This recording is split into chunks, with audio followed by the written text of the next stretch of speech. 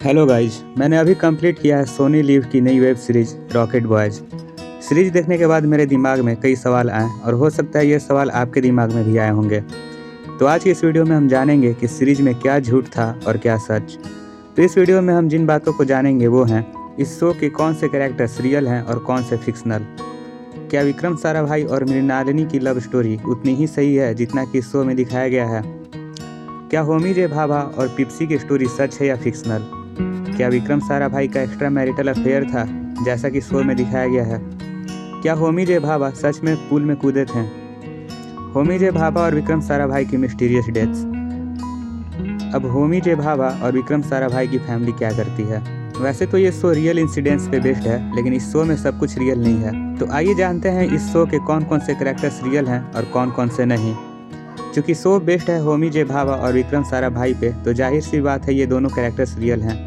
वहीं साथ में मृणालिनी, सीवी रमन और एपीजे अब्दुल कलाम भी रियल हैं। लेकिन शो में दिखाए गए दो साइंटिस्ट्स माथुर और रजा मेहंदी का कैरेक्टर काल्पनिक है।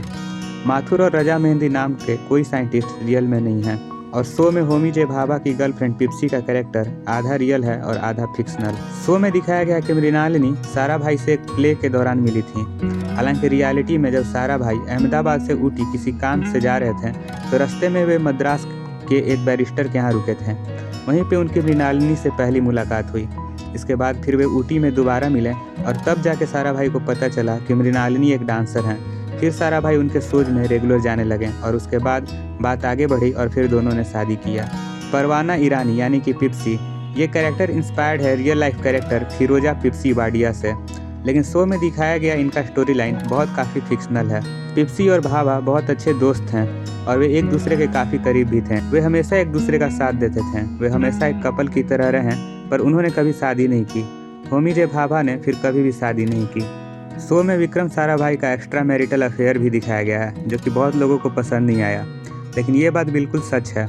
कमला चौधरी के भतीजे और मशहूर साइको एनालिस्ट सुधीर कक्कर ने अपने book a book of memory में लिखा है कि उनके आंट और साराभाई का अफेयर था और यह अफेयर उनके मरने तक चला। सिर्फ सुधीर ही नहीं, बल्कि साराभाई और मृणालिनी की बेटी मल्लिका ने भी एक इंटरव्यू में कन्फर्म किया कि उनके फादर का कमला चौधरी के साथ अफेयर था। शो में एक सीन है जिसमें दिखाया गया है कि उनका रिएक्टर किसी कारण से स्टार्ट नहीं हो रहा है और उसी वक्त जवाहरलाल नेहरू इनॉग्रेशन के लिए वेट कर रहे हैं। उस रिएक्टर को ठीक करने के लिए पूल में उतरने के अलावा और कोई रास्ता नहीं था, इसलिए डॉक्टर भाभा उसी वक्त एक स्क्रू लेके पूल में कूद जाते हैं। एक फिजिसिस्ट की माने तो उन्होंने इस सीन का ब्रेकडाउन कुछ इस तरह से किया है। न्यूट्रॉन्स को स्लो डाउन करने के लिए वाटर मॉडरेटर के तौर पर यूज किया जा सकता है। पूल के अंदर जब न्यूट्रॉन्स रिएक्ट करते हैं तब फ्यूल रॉड रेडियो एक्टिव हो जाता है। अगर मशीनरी स्विच ऑफ भी कर दी जाए, इसके बावजूद पानी रेडियो एक्टिव रहता है और ऐसे पूल में कूदना हर तरह से जानलेवा है।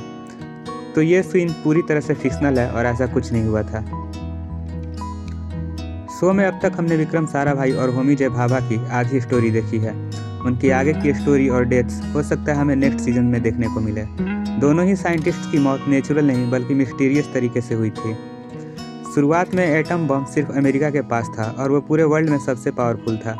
लेकिन कुछ समय बाद रसिया और फिर चाइना ने भी अपना एटम बम बना लिया।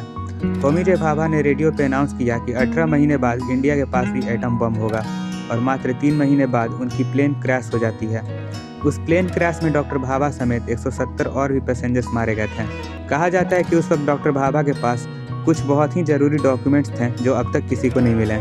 बाद में CIA ने कहा कि ये बस एक एक्सीडेंट है, लेकिन कुछ ही समय बाद एटम बम को मंजूरी देने वाले लाल बहादुर शास्त्री की भी रसिया में मिस्टीरियस तरीके से मौत हो जाती है।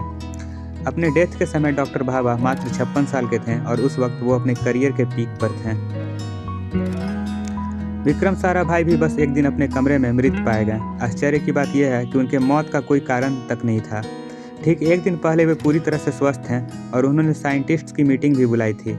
अगले ही दिन वे अपने कमरे में मृत थे।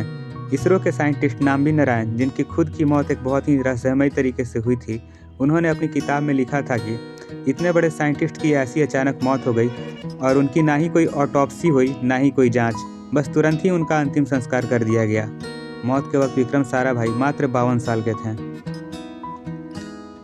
होमी जे भाभा ने कभी शादी नहीं की, इसलिए उनकी फैमिली आगे नहीं है। हालांकि उनके एक भाई भी थे जिनका नाम था जमशेद जे भाभा।